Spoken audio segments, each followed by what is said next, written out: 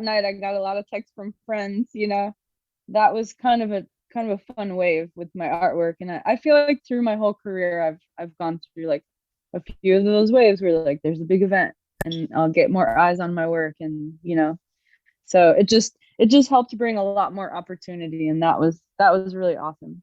So, the Van Gogh experiences have been all the rage this year. And Yep. can you tell my listeners about Cascade, the Jen Stark experience? Yes, for sure. So we came up with this idea to do an immersive interactive experience, and we did it in September and October in New York City at the William Vale Hotel. It was a 6,000 square foot warehouse that we transformed into a 6-room experience. And some of the rooms had interactive elements. So the whole thing was projected on the walls and the floors, and the viewers could go up to it and interact with shapes. Things would magnetize to them.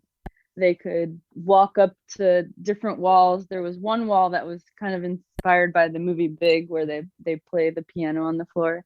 So this was like an instrument on the wall. People went up to touch the squares, and colors changed, musical notes happened.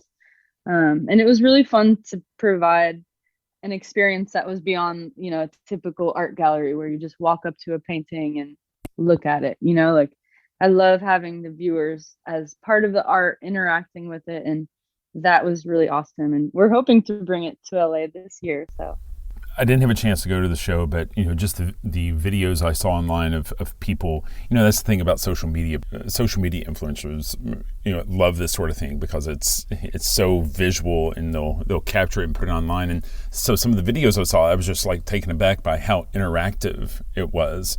Whether that was objects following you around the room, or your ability to paint, digitally paint on a wall, or it was just, it was, I thought that it would just be immersive for someone to go in and, kind of have this trippy sort of state. But I was really taken aback by just how interactive it all seemed.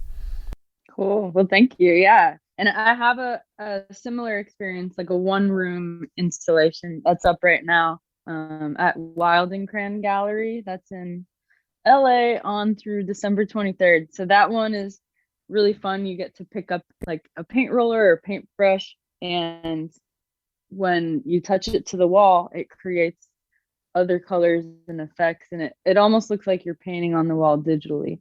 And these were collaborations with CutMod, they're like a genius, computer engineering and interactive stuff. They're really awesome at, making the ideas come to life. So for those installations we use LiDAR, and those are like lasers that are scanning the wall. So anything that goes through that force field, it, catches it and makes all these wonderful colors, and it's awesome.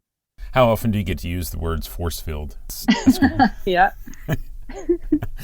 So, listen, you made a big splash when you decided to get into NFTs. What was that process like for you? Yeah, that was wild. It was crazy because it was right at the end of COVID. So everybody was, still stuck at home, but like yearning to like come together, and it just feels like a new fork of art history to me.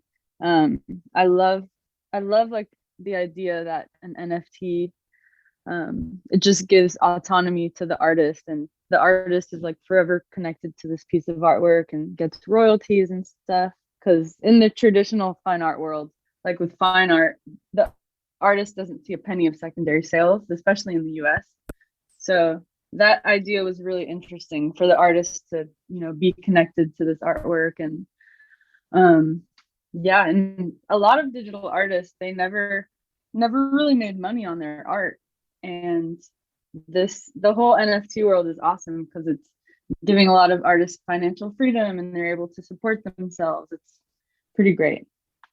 It seems like a space that would be really well suited for an artist like you because I feel like you have a lot of recognition in people who appreciate art, but maybe aren't in the art world with a capital A. And so as part of that democratization, the ability for all people to have access, it seems like you would be a popular target for those people that are interested in collecting, and they know who Jen Stark is, even if the folks that traditionally go to Christie's or Sotheby's wouldn't have known who Jen Stark is.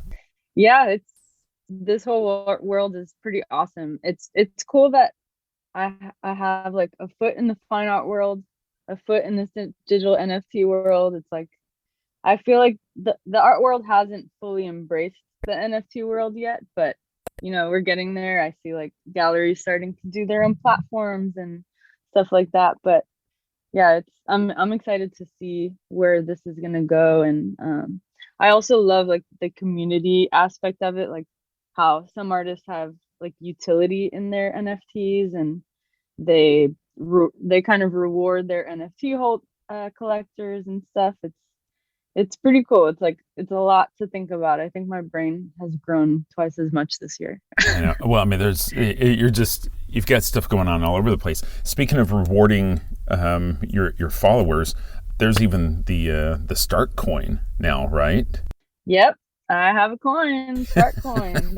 That's on Rally. Yeah, that's been really fun. It's like social currency for artists, and I have like a private Discord for the coin holders, and they get like benefits like virtual artist tours, or I'm gonna release like avatars like in the next month or so. So yeah, it's exciting. Has that been a good experience for you? Do you feel like you've been able to incent your followers and engage with them the way you had hoped to when you got into that? Yeah, it's definitely helped connect me to them, and I think it's a really great tool. I'm still kind of a newbie at it, so I know I have a lot to learn and a lot to develop with it, but yeah, it's been a really great way to interact with collectors and fans.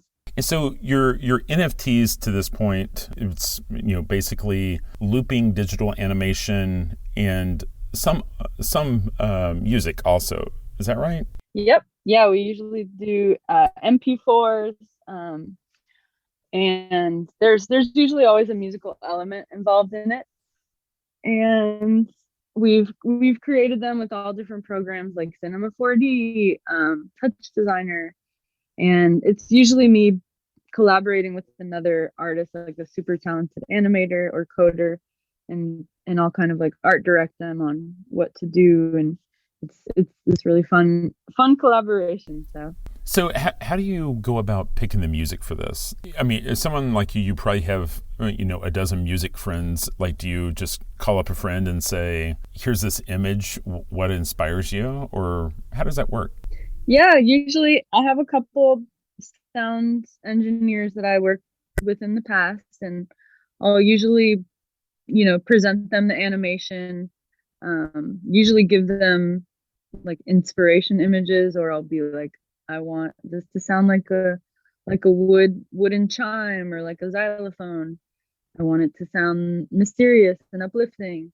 So I'll give them like keywords like that, and then they'll kind of translate it into their own style. I understand you have a new generative NFT project coming up with art blocks. Can you tell us more about that? I do, yeah. That drops Monday, December 13th, and that is super exciting for me. It's a platform that I've wanted to have NFTs on for a while. It's all the artists on there are really awesome, and I love the minting style. You don't know what you're gonna get until you purchase it. So that's really interesting to me. It's kind of like a present, that you unwrap and it's revealed. So for this one, I wanted it to kind of be inspired by the older paper sculptures. So it's titled Vortex, and it's these like multi-layered, some are animating, pulsing, like vortex geode sculptures. And it was really fun to work with coders on this. and I worked with Rich Lord and Jake Rice. They killed it. They did amazing. So we've been working on it for a couple of months, and I'm excited for it to come out. The thing that amazes me about you most is just, like I said, there's cut paper, stop motion, digital animation, NFTs, generative NFTs, laser cut, acrylic cut steel, neon. You're not afraid to put your hands in all of this, right? And so Yep. and I love your sculptures. I think your sculptures, the large metal ones that it's like they're powder coated and then kind of stacked in like a cube, or something maybe even bigger for like a public art commission. But those are awesome. It feels like you've checked every box on the bingo card, but is there one that you haven't gotten to that you feel like you are interested in maybe dabbling with? Yeah, for sure. There's always more stuff I want to do. So I definitely want to do more of the interactive like projections, interactive experiences, and just like keep taking it up a notch every time and evolving it. I also want to do more public art type stuff where there's like a renewable energy component involved. I think that's like a big dream of mine. So trying to put it out there in the universe and make it happen. But so what is that? Is that like a multicolored Jen Stark windmill? Like what is that?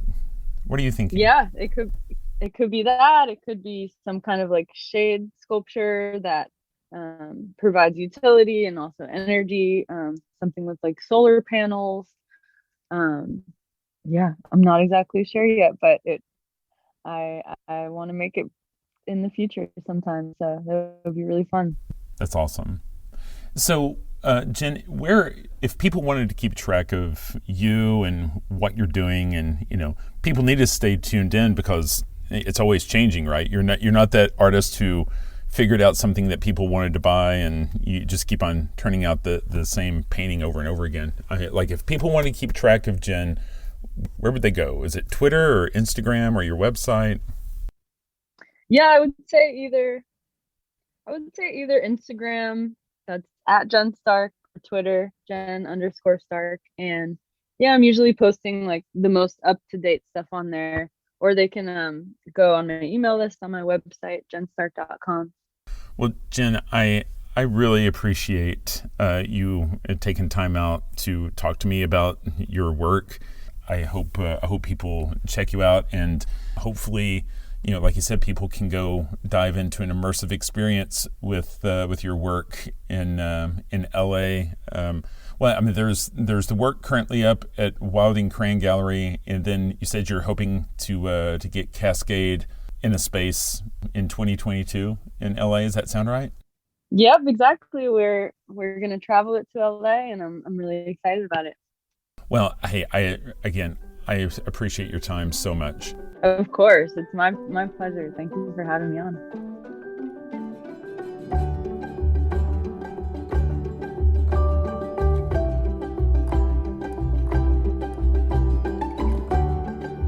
And now, the news.